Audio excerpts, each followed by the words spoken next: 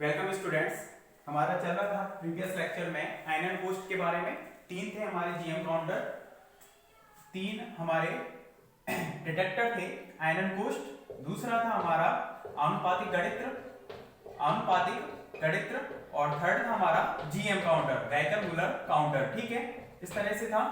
उसमें से फर्स्ट चल रहा था हमारा आयन एंड पोस्ट। तो आयन एंड पोस्ट प्रोसेस तो वही थी जो हमने पहले लिखी थी कि किसी भी गैस फील्ड डिटेक्टर है वो किस तरह से वर्क करेगा, जिसमें गैस भरी हुई है। तो गैस के रूप में हम नॉर्मली यहाँ पर ले रहे थे R1CH4 या R1CO2 का मिश्रण, या तो इसको ले रहे हैं या फिर इसको ले रहे हैं, एक को ले रहे हैं। तो जब भी इसमें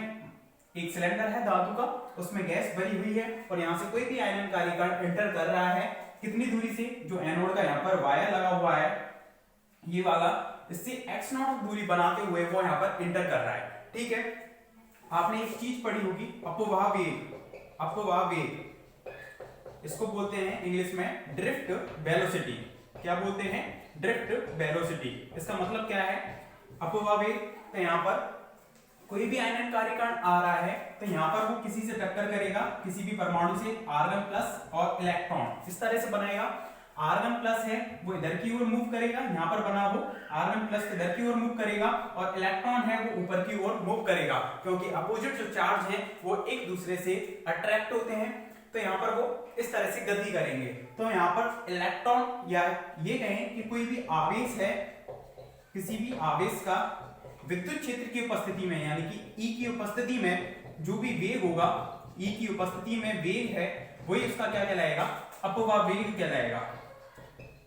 जो इलेक्ट्रॉन और आर्गन है, आर्गन प्लस, वो आवेश है और वो विद्युत क्षेत्र की उपस्थिति में, विद्युत क्षेत्र लगा हुआ है यहाँ पर प्लस और माइनस, ये वाला प्लस है और ये वाला माइनस है, क्योंकि ये माइनस से टच में है और ये वाला प्लस के टच में है। तो इस तरह से प्लस माइनस होने की वजह से वहां पर आवेशों पर विद्युत क्षेत्र काम कर रहा है। उस स्थिति में उनका जो वेग है अपवाह वेग कहलाएगा। तो वहां पर इलेक्ट्रॉन का अपवाह वेग हमने रिप्रेजेंट कर दिया VE से,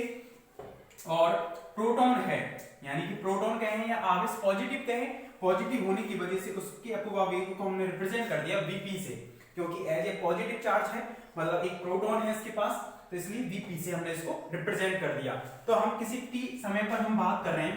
किसी t समय पर, कि स्टार्टिंग में t इक्वल टू 0 पर तो चार्ज यहीं पर था, आर्गन प्लस भी यहीं था, इलेक्ट्रॉन भी यहीं था। लेकिन जैसे ही थोड़ा समय हुआ तो इलेक्ट्रॉन तो किधर की ओर गति कर गया होगा, जैसे t समय पर वो यहाँ पर आ गया और आर्गन प्लस यहाँ से यहाँ आ गया, थोड़ा सा डिस्टेंस कवर कर गया। तो किसी t समय पर वो कितनी डिस्टेंस दूरी करेगा, या एनोड से उसकी दूरी कितनी हो जाएगी, एनोड वायर से, एनोड तार से इलेक्ट्रॉन की दूरी, इलेक्ट्रॉन की जो दूरी है वो कितनी हो जाएगी, यहां से x0 तो स्टार्टिंग में थी, t इक्वल टू 0 पर x0 थी, लेकिन वो इधर कर रहा है तो x0 में से इतनी दूरी कम होगी, ये कितनी हो जाएगी, चाल गुणा समय। चाल कितनी है उसकी, अपवाह वेग VE के बराबर चाल गुणा समय, और वो कम हो जाएगी इतनी, पहले x0 थी, इसमें से इतनी दूरी को घटाना है, इसको ये वाली दूरी चाहिए हमें किसी t समय पर, यहां से यहां तक की। ठीक है, तो वो कितनी हो जाएगी, x0 माइनस के VET, एनोड तार से इलेक्ट्रॉन की दूरी। इसी तरह से एनोड, सभी जो दूरियां हैं वो एनोड वायर से ली जाएंगी, एनोड तार से किसकी दूरी, आर्गन प्लस या धनायन की जो दूरी है वो कितनी होगी बता सकते हो, x0 थी, t इक्वल टू 0 पर,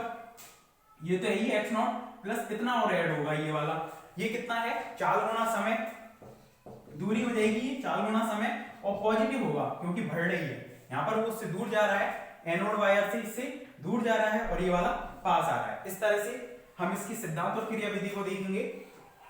x0 माइनस के VE अपॉन t और x0 plus VP upon t। अब देखो यहाँ पर जो इलेक्ट्रॉन बना है और आर्गन बना है, इसकी वजह से यहाँ पर जो आवेश है एनोड वायर पर वो प्रेरित होगा, ध्यान से समझ लेना इसको।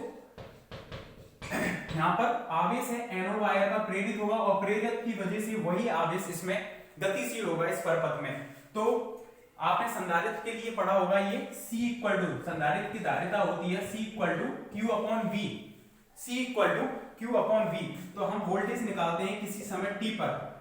किसी समय t पर हम वोल्टेज निकालते हैं तो वो कितनी हो जाएगी, Q अपॉन C, कितनी हो जाएगी, VT equal to Q upon C। Q क्या है, उसमें से प्रवाहित होने वाला या इस पर कितना प्रेरित आवेश होगा संधारित्र पर, और संधारित्र पर उतना ही आवेश प्रेरित होगा जितना एनोड वायर पर होगा। तो एनोड पर कितना आवेश प्रेरित हो रहा है, तो देखो इलेक्ट्रॉन के कारण प्रेरित आवेश तो कितना है, इलेक्ट्रॉन के कारण तो प्रेरित आवेश उसको हमने बोल दिया QE, कितना QE, और जो आर्गन पॉजिटिव है, आर्गन पॉजिटिव के कारण जो प्रेरित आवेश होगा किस पर, एनोड पर,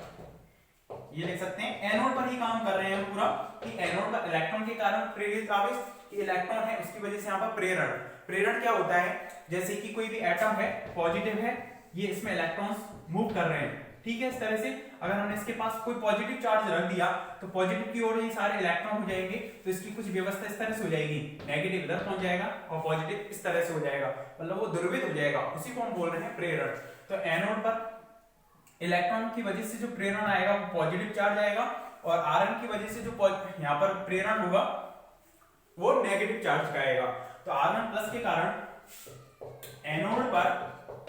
आयरन प्लस के कारण जो प्रेरित आवेश होगा वो कितना हो जाएगा, QP, QE और QP। तो टोटल जो चार्ज होगा एक की वजह से, ये किसकी वजह से बोल रहे हैं हम, एक आयन युग्म की वजह से, कि एक आवेश आ रहा है, ठीक है, बाहर से कोई भी आवेश नहीं, आयनकारी कण आया ऊर्जा लेकर, उसने एक बनाया, तो एक आयन की वजह से एक आयन युग्म बना आर्गन प्लस और इलेक्ट्रॉन, उससे कितना आवेश बन रहा है वहां पर, टोटल QE प्लस QP। यदि उसमें कितने आयन युग्म बने हैं, जैसे आर्गन प्लस इलेक्ट्रॉन के n आयन युग्म बन गए, स्मॉल n आयन युग्म बने हैं, तो टोटल चार्ज कितना हो जाएगा, ये Q equal to n QE plus QP, ठीक है, अपॉन में कितना हो जाएगा C। इस तरह से QE plus QP upon C। अब यहाँ पर QE और QP की वैल्यू निकालकर इसमें हमें रखनी होगी, इस चीज का ध्यान रखना। VE तो इलेक्ट्रॉन का अपवावेग है और VP किसका है, प्रोटॉन का या फिर आर्गन प्लस का अपवावेग। पहले यहां तक लिखते हैं फिर आगे लिखेंगे। बनावट आपने लिख दी थी, उसके बाद लिखना सिद्धांत एवं क्रियाविधि, हेडिंग डालकर सिद्धांत एवं क्रियाविधि हेडिंग डाल दो और उसमें लिखें जब एक आयननकारी कण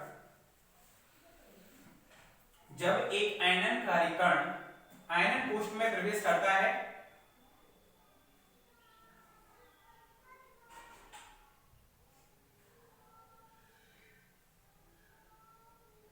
जब एक आयननकारी कण आयनन कोष्ठ में प्रवेश करता है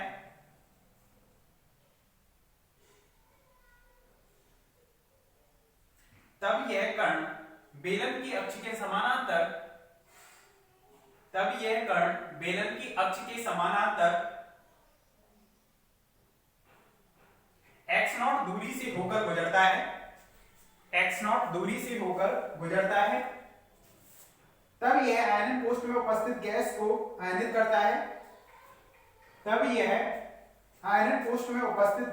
आयनित करता है, जिससे इलेक्ट्रॉन एनोड की ओर एवं आर्गन प्लस कैथोड की ओर गति करते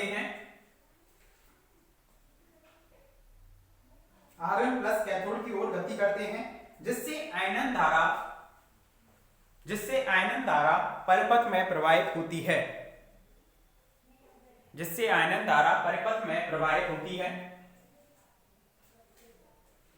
नेक्स्ट लाइन से लिखना, माना इलेक्ट्रॉन का अपवाह वेग VE है, तथा धनायन का अपवाह वेग VP है, T इक्वल टू 0 पर, स्मॉल t इक्वल टू 0 पर धनायन T इक्वल टू 0 पर आयन युग्म एनोड से x0 दूरी पर है, वह किसी अन्य समय t पर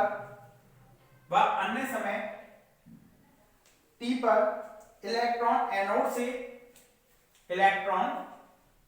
एनोड से x0 माइनस के VET दूरी पर होगा एवं धनायन एनोड से x0 प्लस बीपीटी दूरी पर होगा, x0 प्लस बीपीटी दूरी पर होगा।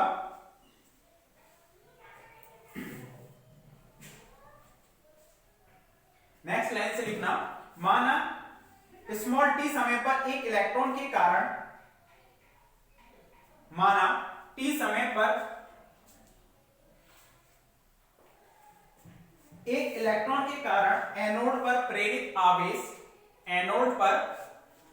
एक आयन युग्म के कारण एनोड पर प्रेरित आवेश QET, माना टी समय पर एक इलेक्ट्रॉन के कारण एनोड पर प्रेरित आवेश QET, टी इसलिए लिख दिया क्योंकि समय हम टी पर बात कर रहे हैं कि समय t इक्वल टू 0 पर कितना होगा, किसी t 5 सेकंड पर 10 सेकंड पर वो अलग अलग आवेश की मात्रा होगी, इसलिए उसको t से रिप्रेजेंट कर दिया। तथा एक धनायन के कारण, दोबारा सुने, माना t समय पर एक इलेक्ट्रॉन के कारण एनोड पर प्रेरित आवेश QET तथा एक धनायन के कारण प्रेरित आवेश, धनायन के कारण प्रेरित आवेश QPT होगा। एवं माना एक आयनकारी कण के द्वारा, एवं माना एक आयनकारी कण के द्वारा स्मॉल n आयन युग्म बनाए जाते हैं, स्मॉल n आयन युग्म बनाए जाते हैं।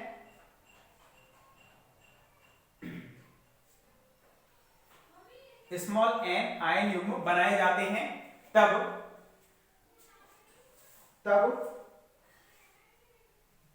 एनोड पर वोल्टता, तब एनोड पर वोल्टता अथवा संधारित्र के सिरों पर वोल्टता निम्न होगी, एनोड पर वोल्टता अथवा संधारित्र के सिरों पर वोल्टता निम्न होगी।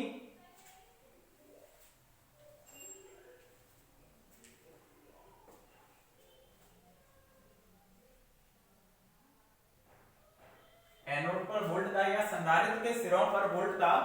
निम्न होगी।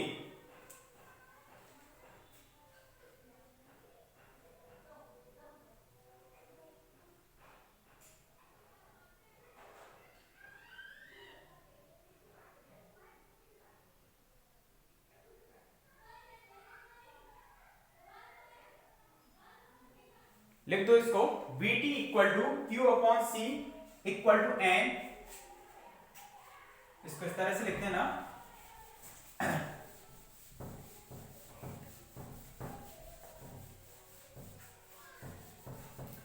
Q अपॉन C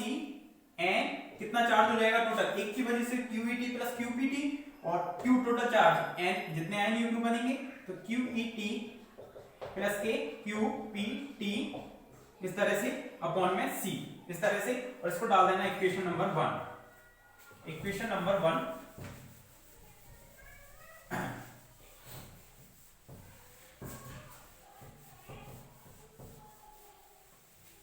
अब देखो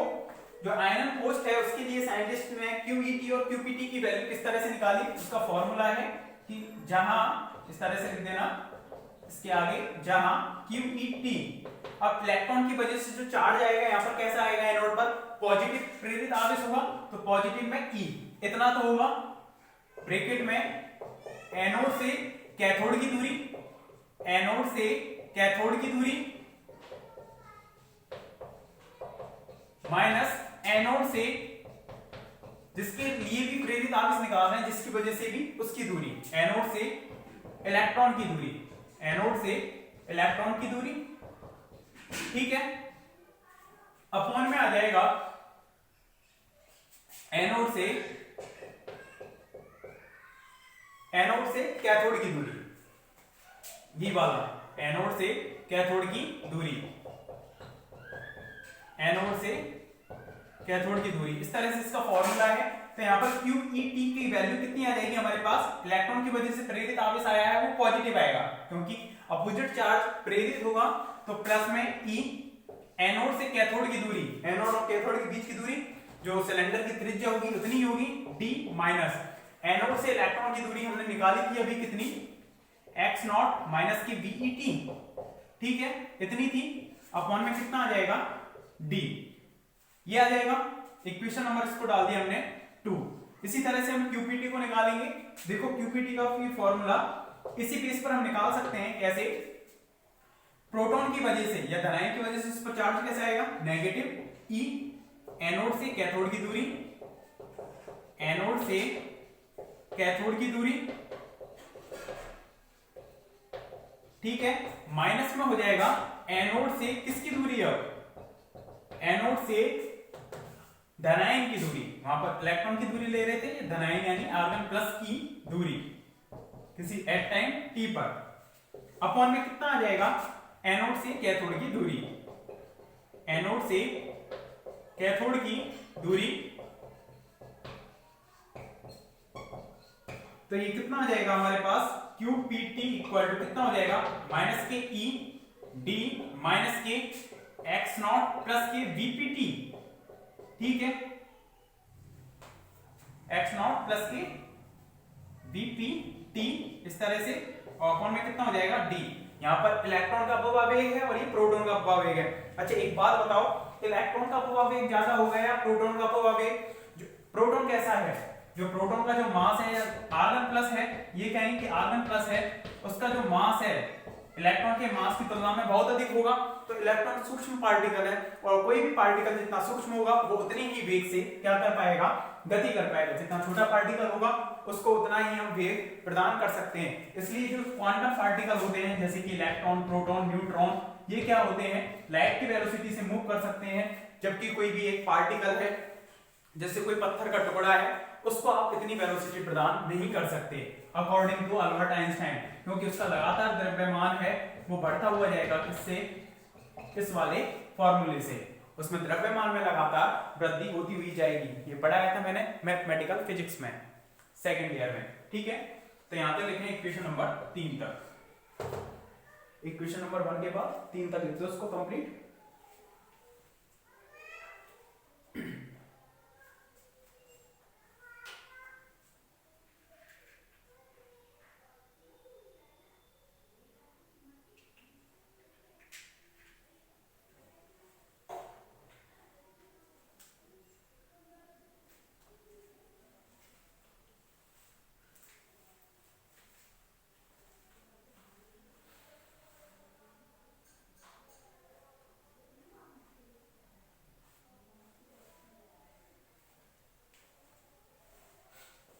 तो समीकरण 2 और 3 से समीकरण 1 में हम वैल्यू पुट करेंगे। समीकरण 2 व 3 से समीकरण 1 में मान रखने पर, तो रख दो इसकी वैल्यू को समीकरण 1 व 2 व 3 से 1 में, तो कितना आ जाएगा हमारे पास VT वोल्टता जो आएगी वो कितनी आएगी हमारे पास वोल्टता, एंड QE की वैल्यू हम डालेंगे, QE की वैल्यू ये है माइनस के E D माइनस के एक्स नॉट माइनस के VPT, इस तरह से लिख सकते हैं इसको, ठीक है। और प्लस में कितना, ये वाला QPT की वैल्यू, सॉरी पहले QET की वैल्यू डाल दी थी हमें, प्लस में E D माइनस के एक्स नॉट माइनस के माइनस माइनस प्लस के BET, ठीक है, अपॉन में कितना D, ये डाल दी QET की, और QPT की वैल्यू डालेंगे माइनस के E D माइनस के एक्स नॉट माइनस के VPT, इस तरह से हमने डाल दी इसमें वैल्यू, अपॉन में D, ठीक है, और अपॉन में कितना चल रहा था C, तो यहां से D कॉमन लेकर हमने नीचे लिख दिया, तो VT इक्वल टू कितना हो जाएगा N upon CD, N upon CD, D क्या है उस बेलन की त्रिज्या। अब यहां पर कितना आएगा ब्रैकेट में, देखो दोनों में से E को भी हमने कॉमन ले लिया, तो D से E को कॉमन लिया, और माइनस का D प्लस का D ये कैंसिल आउट हो जाएगा, माइनस का एक्स नॉट प्लस का एक्स नॉट, माइनस का एक्स नॉट और प्लस का एक्स नॉट कैंसिल आउट हो जाएगा, और क्या बचेगा यहां पर माइनस का, सॉरी प्लस का VET और प्लस का VPT, VE प्लस VP और इनटू टी, इस तरह से हम लिख सकते हैं इसको। तो वोल्टा का ही फॉर्मूला आया। ये वोल्टा है, ये वेग है, इसमें ध्यान रखना स्मॉल v और कैपिटल V में।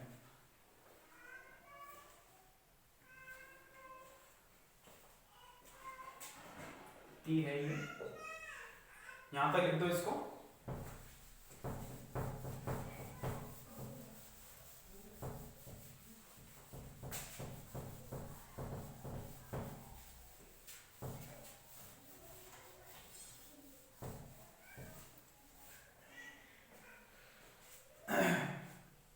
अब देखें, क्योंकि जो VE है,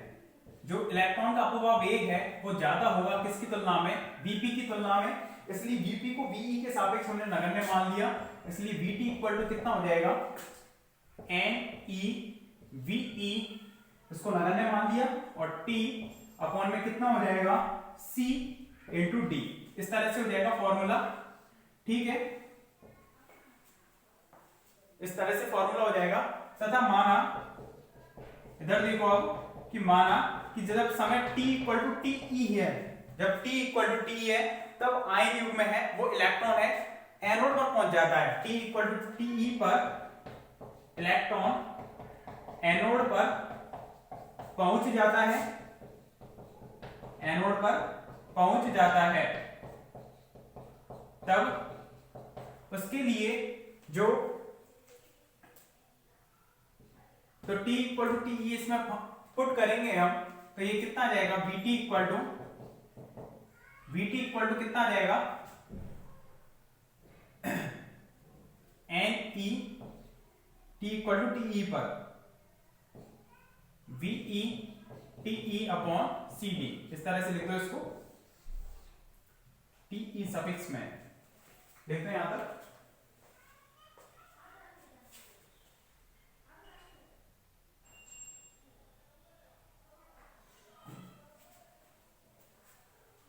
क्योंकि इलेक्ट्रॉन लगातार एनोड वायर की ओर खिसकता हुआ जा रहा है, मतलब वो x नॉट जो डिस्टेंस है, x नॉट में से हम कितना घटा रहे थे, 4 गुना समय को।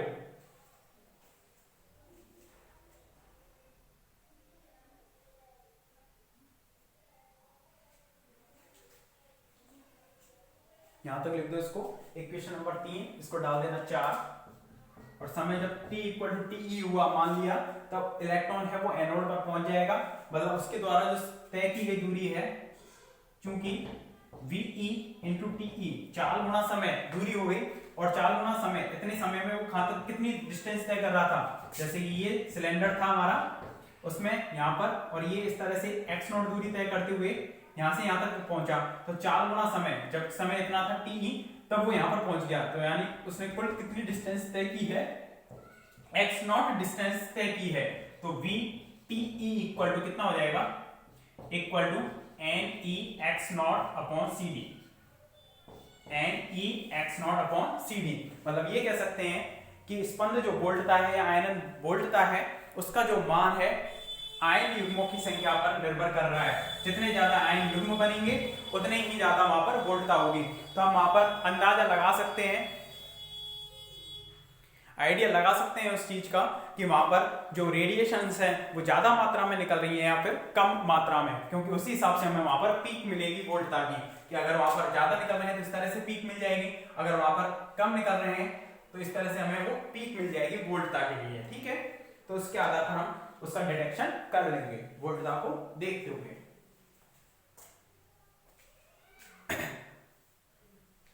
लिखना, समीकरण 5 से स्पष्ट है कि, समीकरण 5 से स्पष्ट है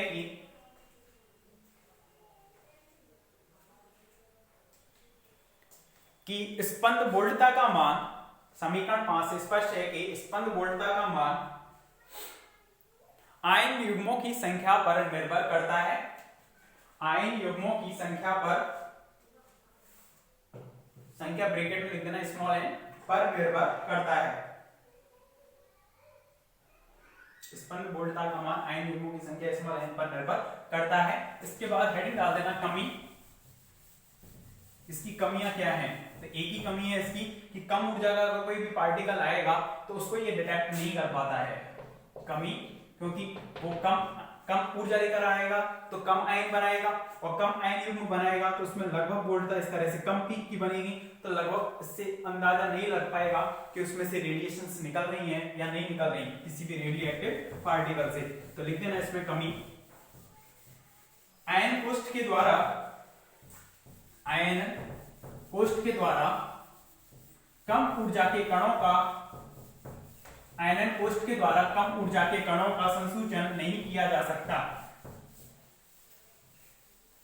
आयनन कोष्ठ के द्वारा कम ऊर्जा के कणों का संसूचन नहीं किया जा सकता। ठीक है, ये कंप्लीट हो गया आपका। इसके बाद हम पढ़ेंगे आनुपातिक गणित्र को, प्रोपोर्शनल काउंटर को। ठीक है, उसे पढ़ेंगे नेक्स्ट लेक्चर में। Thank you.